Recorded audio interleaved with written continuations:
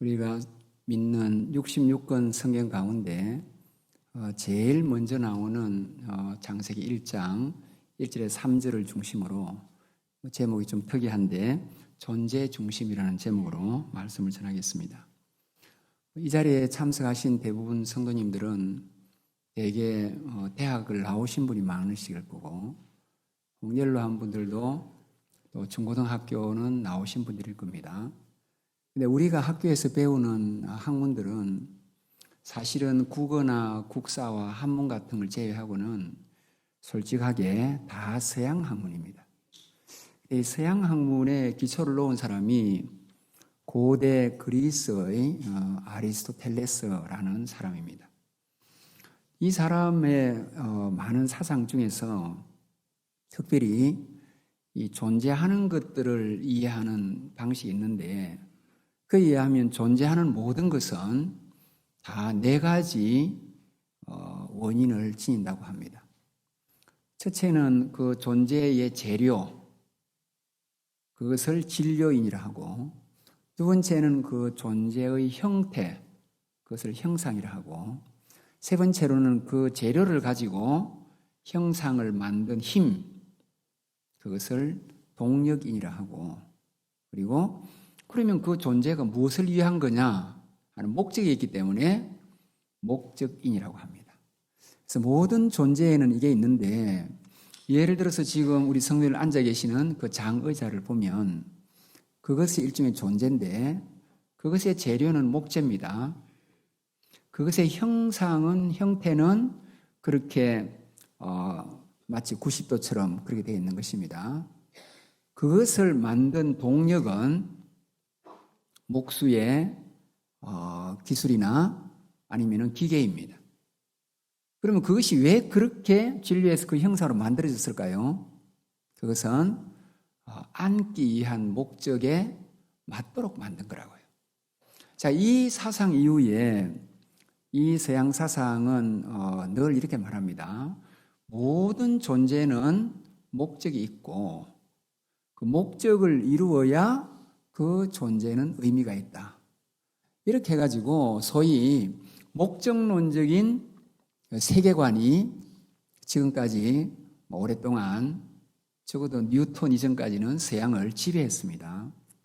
자, 이런 관점에서 오늘 우리가 신앙적으로 또 영적으로 깨달을 부분들이 여러 가지 있는데, 첫째 우리가 생각할 수 있는 것은 이 세상에 목적 없이 사는 사람들과 목적 없는 세상이 우리 눈앞에 있습니다.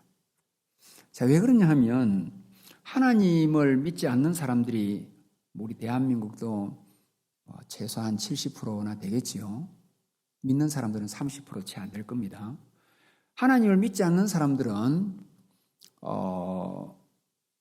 일종의 무신론자들인데 그들이 다른 귀신을 믿든 조상신을 믿든 그건 하나님 아니니까 무신론자들인데, 이 무신론자들은 하나님을 안 믿으니까 창조주를 안 믿는 겁니다. 창조주를 안 믿는다는 것은 이 지상에 존재하는 모든 것이 창조되었다고 생각 안 합니다. 그러면 자기의 존재를 포함한 지상의 모든 존재는 어디서 왔을까? 과학자들이 주장하는 것처럼 무슨 빅뱅에 의해 가지고 탁 불거졌든지, 아니면은 진화론자들이 말한 것처럼 최초의 단세포 생물 아메바 같은 게 있어가지고 그것이 점차 다세포 생물이 되고 궁극적으로 인간까지 진화했다라고 주장할 수가 밖에 없습니다. 자, 이렇게 하나님이 목적이 있어서 세상과 인간을 만든 것이 아니라는 이 불신자들에게서 모든 존재는 목적이 없는 겁니다. 심지어 자기가 태어난 것도 무슨 목적 있게 태어난 것이 아니라 실존주의자 사르트르의 말처럼 그냥 운명이라는 장난에 의해서 세상에 내팽개친 존재니까 자기 삶의 목적과 의미가 어디에 있습니까? 여러분, 우리가 사는 이 시대에 이렇게 사는 사람들은 어떻게 살아가냐 하면 두 날개로 살아갑니다. 하나님이 안 계시니까 하나님의 보는 눈도 없고 그냥 사람 눈만 쏘기면 되겠지요. 하나님이 안 계시니까 지옥이라는 것도 없고 심판이라도 없으니까 그렇지 않아도 자기 마음에 죄적인 욕망이 들끓고 있는데 거기다 우리처럼 살아가는 이런 광안리나 해운대 같으면은 온갖 우리의 눈길과 마음을 유혹하는 유혹거들이 많으니까 외부의 유혹과 내면의 죄적인 욕망에 휩쓸려 가지고 쾌락주의로 살아갑니다. 어떻게 한지 즐기고 놀고 쾌락주의로 살아간다고. 한편으로 안 믿는 사람들이 살아가는 날개는 쾌락주의인데 다른 한편으로는 허무주의입니다. 왜 그러냐 하면 하나님이 없으니까 말씀드린 것처럼 모든 존재에 목적을 지니고 만들어진 게 아니니까 자신의 존재도 목적이 없고 의미가 없는 겁니다. 그냥 부모들에 의해서 태어난 것밖에 없으니까 이 세상에 자기가 무슨 목적과 무슨 의미로 살아갑니까?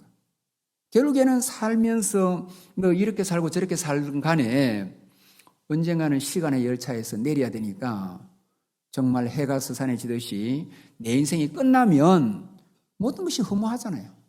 내세도 없고 지옥도 없고 천국도 없고 아무것도 없다고 생각하면. 그러니까 그들의 그 마음의 저변에는 허무주의가 깔려 있어요. 결국에는 허무하니까 자살까지 하는 것입니다.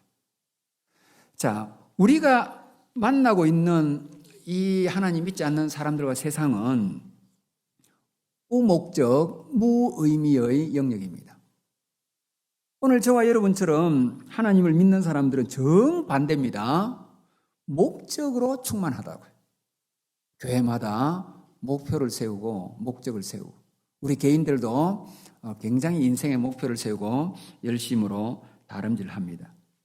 20세기에 이 목적 있는 삶이라는 책을 써가지고 미국뿐 아니라 전 세계에 선풍적인 인기를 얻은 사람이 미국의 릭 워렌이라는 목사입니다. 제가 지난 주간에 서울의 큰 교회에서 열린 한국교회 섬김의 날에 강사로 갔었습니다. 그 강사를 해봤자 외국인들 서너 명, 국내 사람도 서너 명, 7,000명에 비하면 강사는 소수의 강사였는데 오전에 이 릭 워렌이 강의를 했고 오후에 제가 또 모임에 강의를 했습니다. 그런데 이 릭 워렌이 미국의 캘리포니아의 오렌지 카운티에 세들백 교회라는 교회의 담임 목사님이신데 그 교회인 수는 무려 3만 명입니다. 엄청난 메가처치인데 이분이 정확하게 2002년도에 목적이 이끄는 삶이라는 책을 썼습니다. 뉴욕타임즈에 의하면 발행하자마자 무려 300만 부가 팔렸고요. 우리나라를 비롯해 전 세계에 수십 개의 언어로 번역이 되고 전 세계에 특별히 그리스도인들, 지도자들, 교회들에게 영향을 주었어요.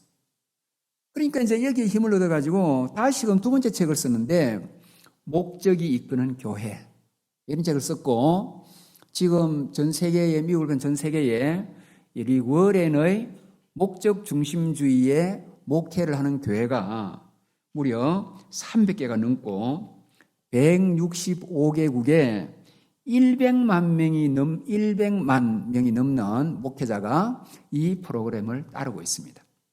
여러분 따라서 우리 한국 사회들이 많이 있는데요. 그러니까 우리는 일반 사람들은 무목적으로 살아가지만은 우리 교회나 그리스도인들은 지나치게 목적 중심주의를 내세운다고요. 그런데 이 릭 워렌이 당시에 이런 글을 쓸 적에 그 배경을 잘 보면 사실은 성경과 복음에서 우리의 삶에 주는 메시지를 끄집어내 가지고 던지는 것이 아니라 사람들의 삶이 공허하고 의미를 찾지 못해서 방황하고 하니까 이 구도자들의 심리에 맞춤형 논리를 만들어낸 것입니다. 그래서 이제 이런 식의 구도자 중심적인 맞춤형 원리를 만들어내다 보니까 결국에는 미국의 신프로이드주의 심리학 요법을 사용합니다. 그러니까 사람들의 마음에 무의식의 근저에 있는 내면의 세계를 터치하고 그것에 치유를 하려고 하고 또 그들에게 삶의 공허함을 극복해서 미래로 나아가게 하는 겁니다. 자, 여러분 들어보면 틀리진 않습니다. 상당히 또 허무하게 살고 무의미하고 목적에 사는 사람들에게는 좋은 방향 제시가 되고 아무런 목표와 방향이 없이 그저 공동체만 영위하는 교회들에게도 큰 도전이 되는 것은 맞습니다. 그런데 이것이 과도한 목적 중심이 되다 보니까 여러 문제들이 발생합니다. 실제로 릭 워렌만 아니라 저와 여러분이 장로교 신자로 따르고 있는 신조가 웨스트민스터 신앙 고백과 대소요리문답인데 그것의 가장 핵심 가르침도 소요리문답 제1문에 나타납니다. 사람의 제일 되는 목적은 무엇이냐? 하나님을 영화롭게 하고 그를 영원토록 즐거워하는 것이다. 그러면 상당히 목적 중심적인 삶을 살도록 이것을 따르는 이들을 유도하고 있습니다. 이뿐만 아닙니다. 사실은 성경에도 보면 사도 바울이 표대를 향하여 다름박질한다. 달려가라. 이런 말씀이 있는 거 보니까 성경도 우리가 이렇게 목표 중심적으로 살아가는 것을 긍정하고 있고 또 우리에게 가르치고 있습니다. 자, 이 모든 목적 중심의 삶은 여러 가지 긍정적인 측면이 있습니다. 첫째, 그렇지 않아도 무의미하게 세월을 허송하는 이들에게 그렇게 세월 허송하지 말고 의미도 있고 목표도 설정하고 방향성 있게 살도록 가르쳐 줍니다. 두 번째로 이 목적을 위해서는 우리가 다양한 달란트와 은사를 사용할 수밖에 없는데 그것도 하나님이 우리에게 주신 다양한 달란트의 은사니까 이것을 최대한 발휘할 수 있고 우리 공동체에서도 활용할 수 있습니다. 그런 점에서 이것도 긍정적입니다.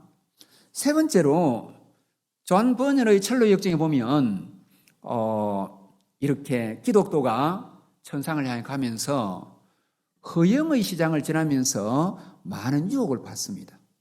그런데 이 목표를 향해 살아가면 이러한 유혹을 넘어가지 않고 딱 외골수로 이렇게 목표를 향해서 달려가니까 사실은 굉장히 그 삶이 성취도 있고 진실도 있습니다. 자, 하지만 제가 말씀드린 것처럼 성경이나 우리의 신조가 또는 릭 워렌 목사 같은 분이 정말 인생을 무의미 살고 무목적으로 살아가는 사람들에게는 이런 말씀을 주면 우리가 목적을 찾아야 되겠다, 방향을 대야 되겠다 하는 것이 되지만 아까 제가 말씀드린 것처럼 오늘날 우리 교회나 성도들은 또 사역자들은 과도하게 목적 중심으로 살아갑니다. 그럼 무슨 문제가 있을까요? 현실적으로 첫째는 목적을 이루기 위해서 과도하게 일을 합니다. 너무 과도하게 일을 하면서 그 목표를 이루는 데에도 스트레스를 받지만은 목표를 이루겠다는 마음가짐에도 스트레스가 따라옵니다. 주야로 자다가도 목표를 이루어야 되겠다. 이러니까 여러분 얼마나 그 사람이 스트레스를 받겠습니까? 두 번째로는 목표를 이루려고 하면서 자기 주변을 돌보지를 못합니다. 유명한 목사들, 유명한 사회에 한가닥 하는 분들이 가족을 안 돌본다고요. 고 이어령 박사도 자신의 삶을 회고하는 걸 보면 서재에 앉아가지고 다 글을 쓰고 있는데 자기 뒤에 부인이 오든지 어릴 때 아이들이 아빠라고 불러도 돌아가서 한번 안아주지 못했다. 결국에는 자녀에 대해서 부모로서의 책임을 자기 목표를 위해서 못하는 것이고요. 많은 목회자와 기독교 지도자들의 자녀들이 상당히 문제가 있습니다. 여러분 알다시피 부모의 믿음의 정도를 못 따라가는 사람 많을 뿐 아니라 아예 곁길로 가고 아예 부모보다 빨리 세상을 떠난 아이들도 있어요. 유명한 목사들 자녀 중에. 그러니까 자기가 목사로서 큰 교회도 이루고 성취할지 몰라도 자기 부인과 가족들 돌보지 못한 겁니다. 세 번째로 목표를 다름박질 하다 보니까 삶의 여유도 없고 정신의 여유도 없어요. 늘 보면 긴장하고 있고 하나님이 주신 사계절도 향유할 수 있고 가을이 되면 여러분 낙엽도 볼 수 있고 여러분 어제 뭐였어요? 불꽃 축제 한 모양인데 이 옥상 올라가도 불꽃도 즐길 수 있고 여러분 우리가 누릴 수 있는 게 얼마나 많지 않습니까? 그런데 하나님이 주시는 이런 나그네 곰핍한 생활에 주시는 위로와 낙도 누릴 겨를이 없어요. 더 중요한 게 뭡니까? 그렇게 세워봤자 목표를 이루는 사람도 있지만 못 이루는 사람이 대부분이에요. 그럼 어찌 되겠습니까? 좌절감, 실패감, 패배감, 심지어 자기 생명을 끊기도 한다고요. 여러분, 결국에는 목표를 이루려고 하면서 목표도 이루지 못하고 스트레스 받고 가족 돌보지 못하고 자기 건강 잃고 심지어 생명까지 잃는 사람들이 선교사들 가운데도 많이 있어요. 자, 그러면 장례식 할 때 주를 위해서 순교했습니다. 하늘에 미라되었습니다. 고상소리 다 하지요? 그 자녀들 어찌 되는 겁니까? 네? 목사님들 와가지고 고상소리 하고 순교했다, 희생의 양이 됐다 이러는데 그 부인은 어떻게 살아갑니까? 아버지 기대가지고 평생 아버지가 옆에 있어야 되고 자기 클 때가 있어야 되는데 그 아빠 없이 어떻게 살아갑니까? 그냥 그래서 그럼 돌아가면 끝입니까? 아니라고 여러분요. 그 가족도 하나님이 나에게 주신 거고요. 내가 돌봐야 될 책임이 있고 자기 선교 사명 못지않게 그것도 똑같이 중요한 사명입니다. 일의 균형을 잡아야지 완전히 일에 그냥 미친 듯이 해가지고 가족이나 모든 주변 사람이 다 희생돼도 그게 하나님께 영광이라고요. 우리가 진짜 한번 반성해 봐야 됩니다. 자, 더 큰 문제가 있습니다. 믿음의 공동체에서는 근사하게 목표를 세우면 그것이 아름다워 보이죠. 선해 보이죠. 심지어 신앙적으로 보입니다. 그런데 우리가 포스트 모더니즘 후기 구조주의의 데콘스트럭션 밸런스로 구조주의의 방식을 가지고 후기 구조주의 방식을 가지고 해체를 시켜보십시오. 해체. 그 목표를 해체시키면 진짜 그게 한 영혼을 살리고 하나님께 영광을 돌리기 위한 그 목표를 세운 겁니까? 아니면은 지도자 개인이나 공동체가 가지고 있는 자기 명예 드러내는 것, 자기 능력 드러내는 것, 자기 명성 드러내는 것, 우리의 자랑 드러내는 것, 우리의 허세 드러내는 것. 그게 다 깔려 있다고요. 자기 욕심이라고요. 그래서 사실 목표 중심으로 산다라고 멋있게 이야기하고 다 리고렌 따라가지고 목적 하지만은 선한 게 많이 있겠지요. 부정하지 않습니다. 그런데 과도한 목적이 많이 있고요. 그 목적은 겉으로 고상해 보이지만 해체해 보면은 이렇게 비신앙적인 요소일 뿐만 아니라 정작 하나님의 목적이 아니라 자기 욕망이라고요. 여러분, 수주 전에 울산의 한 장로교회 예배당이 이단으로 넘어갔습니다. 그 교회는 누가 헌금해서 지은 겁니까? 다 성도들의 헌금으로 지은 거라고요. 그럼 그 교회 담임 목사님이나 장로님들, 장집사님들 재직회가 책임이 있습니다. 그래가지고 교회를 지으면 교회가 운영할 만한 정상적인 수준에서 지어야지 전부 욕심이 가득 차가지고 200명 교인인데 2,000명이나 5,000명 교회를 짓는다. 믿으면 좋지요. 공간이 있어야 채워주신다. 또 이렇게 주장하거든요. 그런데 왜 안 채워주시고 교회가 넘어갑니까? 그게 여러분, 겉으로는 굉장히 믿음은 좋은같이 말해도 거기에 그 교회 지도자들이 좀 큰 교회 하고 싶고 대형교회 하고 싶고 그냥 우리 교회 허세도 한번 내고 싶고 그 욕심들이잖아요. 결국에는 그 욕심 때문에 교회가 이단만 좋은 시대를 한 거예요. 제가 예배 때는 적나라하게 말 안 드리는데 헌금이 누구에게 돌아갔습니까? 헌금의 결과가 이단 좋은 일을 시켰다고요. 우리 부산에도 그런 교회들 많습니다. 저는 부산에 70년대 중반부터 여기 살았어요. 공부해서 유학 가는 기간을 빼고 여기 있었어요. 제가 얼마나 많은 교회를 봤습니까? 교인이 500명이면 1,000명쯤 들어가는 교회를 짓든 1,000명 돼야 되는데 우리는 믿음의 부유함이 있고 부산에 제일 큰 거 해보자. 5,000명. 그 어찌 되는 겁니까, 교회가? 여러분, 이렇게 세운 목표가 진짜 하나님이 주신 목적일까요? 그게 자기들의 욕심일까요?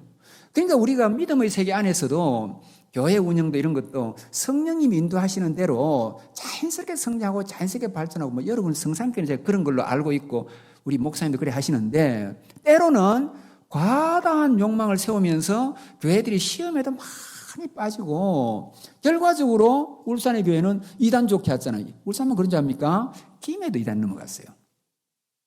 근데 이단이 아량을 베풀어 가지고 그 교회 목사님 목회하도록 그 이단 교주하고 그 목사님하고 친분이 있으니까 당부가 목회하도록 허락한 거지. 넘어갔어요, 여러분요. 다 그렇습니다, 여러분요. 그러니까 제가 드리는 말씀 뭐냐 하면 목표를 진짜 이게 하나님의 영광인지를 점검해 봐야 된다고요. 목적. 그러면은 보다 좀 근원적인 문제가 있습니다. 왜냐하면 목표나 목적 지향적인 딱 삶을 살게 되면요, 그것을 이루기 위해서 눈이 멀어버립니다. 여러분 정치하는 사람 보십시오. 뭐 국회의원 되겠다, 대통령이 되겠다, 시장 되겠다, 뭐 되겠다, 눈 멀어버려요. 그러면은 비양심적인 일도 법에만 안 걸리면 얼마든지 못된 짓 합니다. 나쁜 짓 합니다. 돈도 씁니다. 법에만 안 걸리면 되니까. 자, 그러니까 타락한 인간이 개인이든 공동체든 목표를 세워놓으면 그걸 이루기 위해서 그 눈이 멀어버려요. 그리고 어떻게 하냐 하면 믿음의 공동체도 때로는 신앙 양심에 봐서도 맞지 않는 일도 해요. 왜 총회장 나가는 사람이 돈 씁니까? 교단마다. 그게 자기 신앙 양심 맞는 거고, 그 교회 지도자로서 맞는 겁니까? 그게 아무도 이야기 안 합니까, 그걸? 여러분, 교권에 눈치 보고 말 안 하는 겁니까? 아니지 않습니까? 아닌 건 아니라 해야지요. 자기가 총회장 하려면 총회장 하는 거지, 돈을 왜 씁니까? 그 받는 사람 뭡니까? 여러분, 이게 우리 성산교회는 좀 성숙해서 뭐 이런 걸 알아들을지 모르겠는데, 신앙 양심에 맞는 거 아닙니다. 자기가 안 되면 안 되는 거지 왜 하나님 앞에 양심이 맞지 않는 일을 왜 하는 겁니까 도대체? 아니잖아요, 여러분. 아닌 거는요. 아닌 건 아니라 해야지. 여러분뿐만 아닙니다. 제가 좀 더 학문적으로 이야기해 보겠습니다. 목표를 딱 세워서 이룩하려고 하면 하나님이 우리에게 이성을 주신 것은 이성이 그 목표가 정당한지를 반성해야 돼요. 하나님 이성을 왜 주셨습니까? 감정과 의지와 욕망이 이성을 왜 주셨습니까? 이성으로 하여금 흥분되는 감정을 절제시키고 잘못된 욕망을 제어하고, 그래서 우리로 하여금 우리의 삶을 좀 합리적이면서 좀 순리적으로 가도록 하나님이 그런 판단을 이성을 주신 거라고요. 그런데 타락한 사람들, 특별히 자본주의 사회에서 타락한 인간들은 어떻게 살아가냐면 목표는 욕망으로 세워요. 그 욕망은 최대한 크게 세웁니다. 그리고 이성을 가지고 그 욕망을 반성하는 게 아니라 그 욕망을 어떻게 하면 이룩할지 꾀로 사용하고 그것을 머리를 써가지고 이루기 위한 일종의 잔머리를 굴려 쓴다고요. 그러니까 독일의 프랑크푸르트 학자들이 하는 말이 이런 이성을 도구적 이성이라고. 도구적 이성. 욕망을 이루는 도구로 쓴다고요. 믿음의 공동체는 괜찮을까요? 아닙니다. 우리는 더 심해요. 심지어 기도도 욕망의 도구로 써요. 우리가 기도할 때 하나님 영광이 드러나서 여러분 한 영혼을 위해서 기도하는 거지만 성산교회는 잘하는데 많은 세계의 교회들이 어떻게 말하겠습니까? 자기 복 달라고 기도하는 거니까 그 복이라는 거는 자기가 욕망으로 그리고 있는 꿈의 세계니까 이 욕망으로 있는 꿈의 세계를 하나님이 이룩하도록 하기 위해서 내 자식은 S대에 가야 되고 내 자녀는 잘 돼야 되고 내 기업 부창해야 되고 우리 남편은 최고로 올라가야 되고 우리 집안은 떵떵거려야 되고 그 자기 욕망으로 세운 걸 위해서 기도를 도구로 사용하고 신앙도 도구로 사용하고 여러분 둘의 건데 하나님도 자기 목적을 사용해요. 하나님이 뭐 자기 목적을 위한 도구입니까? 하나님이 무서운 일입니다. 자, 이제 저의 설교 제목은 존재 중심이라고요. 여러분이 여기까지 설교 들으면 그러면 목표를 세우지 말까? 그 말 아닙니다. 목표를 세울 수 있어요. 그러나 목표보다 더 중요한 것은 존재입니다. 하나 더 깨달아야 돼요. 목표가 적어도 세우더라도 존재와 어느 정도 균형을 잡아야 되는데 우리는 지금 성경에서 나오는 중요한 키워드를 하나 읽고 있는데 그거는 존재를 읽고 있어요. 단도직입적으로 물어봅시다. 여러분 바닷가에 돌멩이 그 무슨 목적이 있습니까? 그럼 그것이 가치는 없는 겁니까? 아닙니다. 들에 핀 이름 없는 꽃들, 이름 모를 꽃들, 풀꽃들, 풀잎들 그 무슨 목적이 있습니까? 그 가치가 없는 겁니까? 아닙니다. 가치 있습니다. 마찬가지라고요. 여러분, 사람도 반드시 목적 지향적에도 의미가 있어야 가치 있습니까? 그냥 존재하는 사람 가치가 없습니까? 아닙니다. 똑같은 하나님의 형상입니다. 목적을 찾지 못하고 빌빌대는 사람, 의미 없이 방황하는 청년들, 똑같이 존귀한 자라고요, 그게요. 똑같이 존귀한, 여러분, 그 존재 자체가 아름답고 그 존재 자체가 긍정이 돼야 돼요. 저는 여러분, 신플라톤주의라는 특이한 사상을 전공한 사람입니다. 대한민국 신플라톤주의 책을 제가 제일 처음 썼어요. 그런데 거기에 후기 신플라톤주의가 프로클로스라는 사상가가 나오는데, 이 사람의 책 제목도 신학의 요소인데 기독교 신학 아닙니다. 자기 신학이에요. 그것도 신학이 있어요. 거기서 뭘 말하는지 압니까? 이래요. 이 세상에 존재한 모든 것을 이렇게 봅니다. 존재, 생명, 정신. 그리스말 아는 분, 온, 조에이, 누스. 근데 이 사람 말은 정신이 제일 좋긴 한데 정신보다 더 중요한 게 생명이 있는 거다. 생명. 생명보다 더 중요한 게 있음, 존재다. 사람도 그래 말해요. 자, 여러분. 우리는 뭐 하나님이 목적을 위해 살아가는 거 좋아한다고 생각하지만은 하나님은 존재를 더 좋아하세요. 자, 이제 성경으로 돌아갑니다. 오늘 우리 본문이 이겁니다. 본래 무의 세계에서 이 세상 무의 세계, nothing, 아무것도 없었어요. 영혼의 장막에서 영혼의 커튼을 장막을 걷으시고 하나님이 나타나셔가지고 제일 처음 명령이 우리 창세기 제1장 1절 빛이 있으라. 2절 3절 그러니까 빛이 3절에 빛이 있었다 그랬어요. 여러분 보십시오. 하나님은 존재의 세계를 여신 분입니다. 더 중요한 게 있습니다. 그 존재 대신을 보고 크게 기뻐했어요. 여러분 창세기 읽는데서 뭘 깨달아야 되냐 하면 무의 세계에서 존재가 하나씩 생길 때마다 하나님은 기뻐했다. 하나님은 기뻐했다. 하나님은 기뻐했다. 그게 무슨 하나님께 영광을 돌리는 겁니까? 그게 무슨 목적을 이루는 삶을 삽니까? 아닙니다, 여러분요. 영광, 목적 그 소리 하기 전에 우리가 놓치지 말아야 될 거는 존재 자체가 이미 하나님께 큰 영광이에요. 특별히 사람이 존재하는 거, 그거는 하나님께 큰 영광이 되는 거예요. 더 이야기 말씀드릴까요? 여러분, 신약에 예수님이 탕자 비유를 합니다. 아버지의 재산을 가지고 집 나간 둘째 아들 허랑방탕하게 살았는데 아버지에게는 사람이 죽은 소식도 안 들려와요. 집 나간 지 몇 년 됐어요. 아버지가 어떻게 생각하겠어요? 돈이 떨어졌을 건데 자가 병이 안 들었을까? 객사하지 않았을까? 그 아버지 마음이잖아요. 어느 아버지가 그 아들이 돌아와가지고 우리 번듯한 기업을 개성하고, 여러분 기업 가지고 우리 아들이 기업 개성하고, 내 직장 개성하고, 내 병원 개성하고, 그리고 효도 잘하고, 그래 기대하십니까? 아닙니다.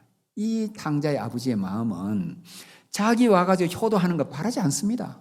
자기한테 와서 기업 있는 거 그거 별 생각 없어요. 단 한 가지, 그 집 나간 자식이 살았는지 죽었는지 소식만 들어 좋다 이거지. 그리고 살았으면 그게 끝나는 겁니다. 그게 감사합니다. 무슨 효도하고 개성하는 겁니까? 살아있으면 되는 거지. 안 믿으십니까? 그 구약으로 돌아가 봅시다. 야곱이 12아들이 있었습니다. 어느 날 형들이 갑자기 자녀들이 와가지고 피 묻은 옷을 보여주면서 아버님이 제일 아끼는 요셉이 짐승한테 물려서 죽었습니다. 여러분 같으면은 시체라도 보고 싶어 하겠지요. 시체. 그 시체를 묻어야 마음이 안 편하겠으면 죽었으면. 야곱이 시체를 봤습니까? 요셉의 흔적을 봤습니까? 시체도 찾지 못했어요. 묻어야 눈을 감을 거 아닙니까, 자기도. 그런데 어느 날 죽었던 아들이 애굽에 살아있고 그것도 총리가 되었고, 우리가 지금 애굽 내려가는데 가면 우리가 그냥 걸뱅이가 아니라 애굽 왕실의 총리 집에 살 수 있는, 우리 국무총리 장관처럼 뜬글뜬글 살 수 있는 거예요. 근데 여러분, 성경에 보면 창세기 45장 28절 이렇게 말합니다. 야곱이 요셉이 살았다는 말만 딱 듣고 하는 말이 이걸로 족하다. 족한 겁니다. 죽은 줄 알았던 그 아들이 총리가 되면 뭐하고 미국 가서 백악관에 일하면 뭐합니까? 그게 중요한 게 아니라 여러분 자랑하시는 분이 계시겠지만 살아있는 게 그냥 감사해요. 살아있는 게. 생명을 붙이고 살아있다. 짐승하게 먹이가 되지 않고 죽은 줄 알았는데 살아있다. 아이고 이제 내가 요셉 안 봐도 내가 눈 감아도 여한이 없다. 그렇지 않습니까, 여러분? 야곱이. 여러분, 그렇습니다. 이것이 기독교의 복음입니다. 무존재에서 존재로 태어난 게 하나님의 창조입니다. 죽었던 영혼이 다시 살아나는 게 기독교의 부활입니다. 그것이 복음이라고요. 우리가 무슨 하나님의 영광을 위해서 어쩌고 저쩌고 고상해 보이죠? 그보다 훨씬 더 중요한 가치가 있어요. 우리가 하나님 영광을 위해 삶을 얼마나 살겠습니까? 그거는 그 다음 문제라고요. 그 다음 문제. 영광을 무시하는 거 아닙니다. 그 다음 문제고, 일단은 존재가 축복이고 아들의 살아있음은 탕자 아버지와 야곱에게 더할 수 없는 기쁨이니까 우리 하나님 아버지께서도 자신이 창조한 세계, 자신이 보낸 우리가 살아있는 것, 존재 자체가 얼마나 존귀하고 영광이 되는지 모르는 것입니다. 자, 그러면 우리는 이것을 우리의 삶에 어떻게 정의해야 되겠습니까? 일단 삶의 의미가 없이 방황하는 사람들에게는 그런 사람들은 의미를 찾고 공동체도 목표를 향해 달려가는 좋습니다. 그러나 우리가 꼭 기억해야 될 것은 설령 의미 없이 목적을 살아가는 사람에게도 똑같이 존귀한 자라고요. 여러분, 우리나라의 청년들이 얼마나 자살률이 많아요. 요즘 자살에도 언론에 나오지 않습니다. 너무 자살을 많이 해요. 자살 사이트도 있어요. 왜 그걸 못 막습니까? 그것들에게 우리는 이렇게 말합니다. 가치 없는 삶이 무슨 가치가 있느냐? 사람이 목표 없이 살아야지, 목표 없이 살아 빈둥빈둥 네가 무슨 가치가 있느냐? 의미를 찾고 살아야지, 의미 있는 네 삶이 무슨 가치가 있느냐? 이렇게 말하지요. 청년들이 그렇습니다. 나는 의미도 모르고 가치도 모르고 난 죽겠습니다. 그래 죽는 겁니다, 여러분. 우리 책임도 있습니다. 그들에게 그렇게 말해야 됩니까? 의미 없으면 죽어야 되고, 목적 없으면 죽어야 되고, 대학 떨어졌으면 죽어야 되고, 직장 나가면 끝내야 되고, 그렇게 돼야 됩니까? 아닙니다. 괴테가 말한 것처럼 존재는 의무이다. 비록 일과성이라 할지라도. 존재는 의무이다. 비록 잠시 있다가 가는 존재라 하더라도 그 존재는 의무라고 청년들이 그렇게 격려해야죠. 여러분, 그것이 우리의 과제입니다. 자, 우리가 교회는 어떻게 정리해야 될까요? 첫 번째 말씀드리고 싶은 것은 목적을 세우고 성취를 하는 건 좋은데, 그러나 우리가 꼭 기억해야 될 것은 존재가 더 우선되는 거예요. 만일 목표 중심으로 하게 되면 교회가, 성산교회는 안 그렇습니다. 다른 교회들, 제가 많이 하는 교회들은 헌금 많이 하는 사람 좋아해요. 자연히 부자들 좋아하겠지요. 사회적 위치 있는 사람 좋아해요. 왜냐하면 제법 장관이나 국회의원 좀 오니까 폼이 나는 거지요. 모든 인간을 어떻게 보겠어요? 성취와 목적 중심으로 교회 사역을 하게 되면 결국에는 가진 자와 못 가진 자를 구분해요. 그리고 유능한 자와 무능한 자를 구분해요. 그리고 잘난 자와 못난 자를 구분해요. 그게 무슨 예수님의 사역입니까? 이 자본주의화된 교회들 정신 차려야 돼요. 그건 아니라고요. 존재 중심이 해야 돼요. 아무런 헌금도 못할 정도 형편도 안 되고, 오히려 우리가 도와야 되고, 별로 존재감도 없고, 사회적인 존재감도 없고, 심지어 열심도 안 내요. 그런데 구석구석에 앉아있다. 귀한 분들입니다, 여러분요. 똑같은 존귀한 자입니다. 여러분, 우리 예수님 한번 보십시오. 아침부터 일한 일꾼들은 많이 업적을 남겼다고 예수님이 특별히 좋아한 거 아닙니다. 나중에 늦게 와서 조금 자리 차지한 것도 똑같은 상급을 주었어요. 많이 일하는 사람이 불평을 터뜨려도 그 예수님이 내 마음이다. 예수님은 그걸 좋아한다고요. 달란트 비도 보십시오. 5달란트를 받아서 다른 사람 남긴 사람한테 준 상급하고 한 달란트 받은 사람이 한 달란트 받은 사람이 있다고 칩시다 하고 성경에 똑같이 나와요, 상급이. 그래서 제가 시골교회 목회하는 분들 보고 그럽니다. 여러분, 도시교회처럼 전도할 사람도 없어요. 그리고 목회도 세울 수 없어요. 주일 학생 있어야지. 예? 여러분, 이런 분들이 강의를 들으면요, 가끔 내가 강사들이 정말 말도 안 되는 현실을 너무 모르면 하는데 차세대 교육을 해야 된다. 아이고, 참 사람들이 현실을 몰라도 너무 모른다. 무슨 차세대가 있습니까, 시골에. 대한민국 교회의 80%가 시골교회인데 무슨 정신 나간 강사들이 와가지고 차세대의 책임지라. 차세대가 한 명이 어디 있어야지? 아무도 없는데. 제일 젊은 사람이 70이고 8, 90인데 무슨 차세대가 있어요, 대한민국 80% 교회에. 강사들, 정신 나간 강사들이라 무슨 차세대 소리 하네. 말이 안 되는 소리입니다, 여러분요. 그 도시가 떠들라야 돼, 그거는. 근데 시골에 무슨 목표를 세울 수 있습니까? 다 노인들, 그냥 다 오늘 내일 합니다. 그분들이 목회에 무슨 비전 있겠습니까? 제가 그분들 위로했어요. 여러분들은 존재 중심 목회를 한다.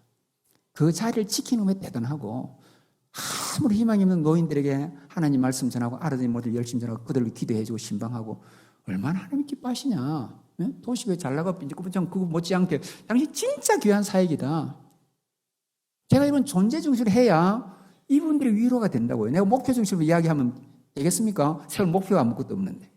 아니라고 여러분. 우리 현실은 그렇습니다. 그래서 우리가 이런 중심으로 살아가야 되겠습니다. 이제 말씀의 결론을 내립니다. 자, 여기서 깨닫는 겁니다. 이제 적용을 합니다. 한 영혼의 소중함을 알아야 돼요.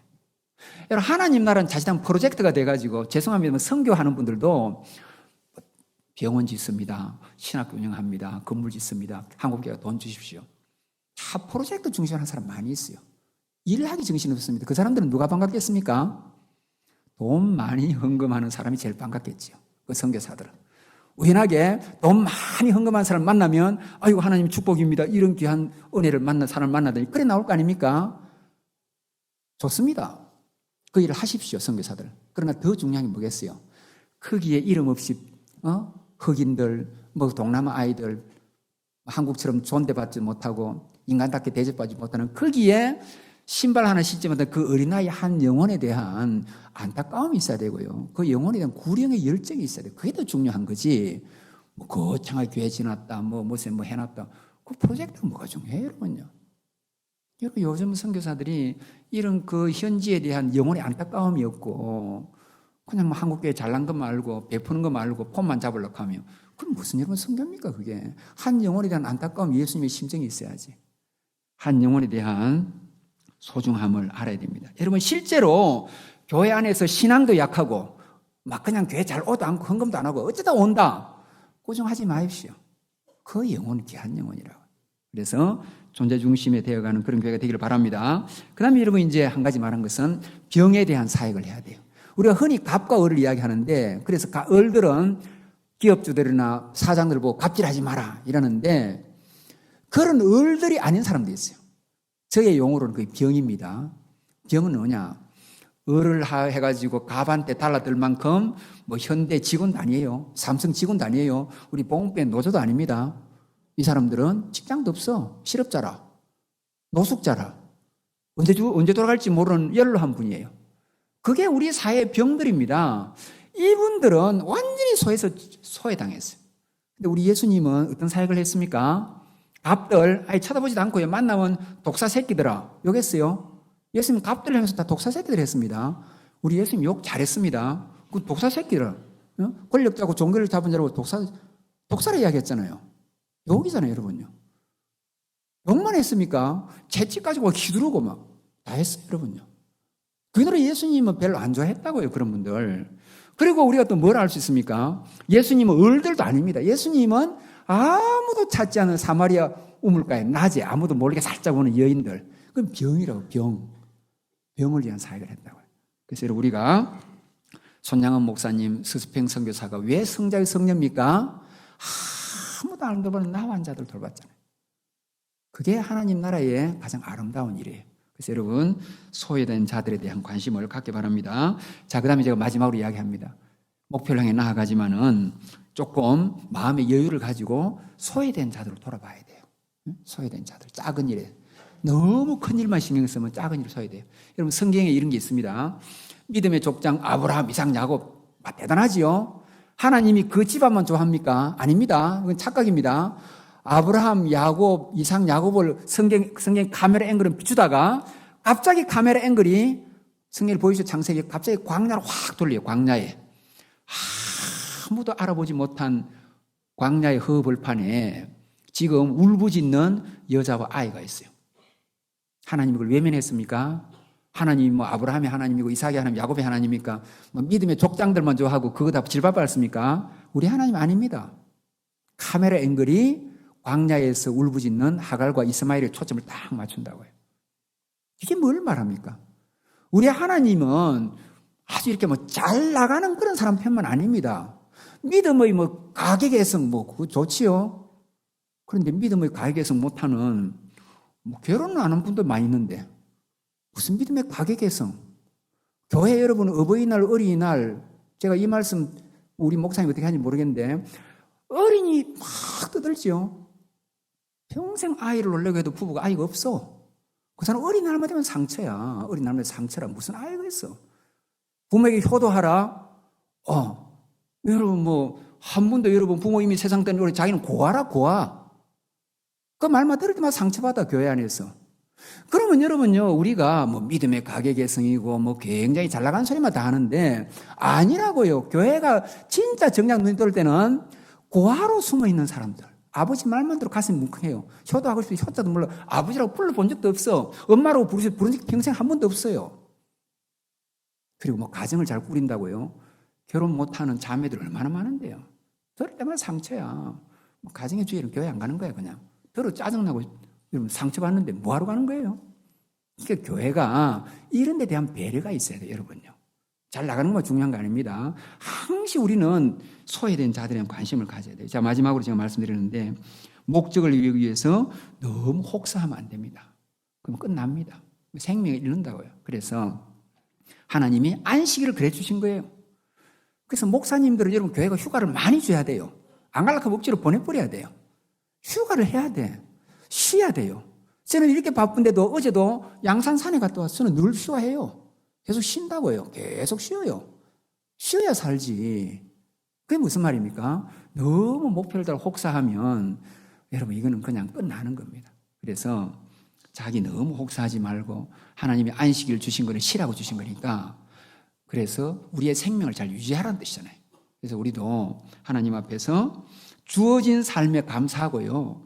너무 욕망대로 살지 말고 하나님이 은혜 주시면 주신 대로 교회도 성령 인도하시면 자연스럽게 흘러가는 대로 그렇게 해야지 인간적인 욕망으로 개인의 욕망이나 집안의 욕망이나 공체 욕망을 세우게 되면 그것 때문에 시험 들고 상처받고 아픔이 생긴다고.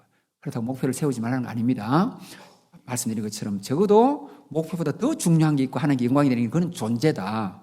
그리고 적어도 균형은 잡아야 된다. 이런 관점에서 말씀을 드리니까 우리 성도님들 이런 존재를 깊이 깨달으면서 아침에 일어나서 숨 쉬는 것만 해도 감사한 거예요. 아들이 좋은 대학 안 들고 못 나도 살아있는 것만 해도 하나님의 은혜입니다. 그렇게 감사하며 살아가는 저와 여러분 되기를 주의 이름으로 축복합니다.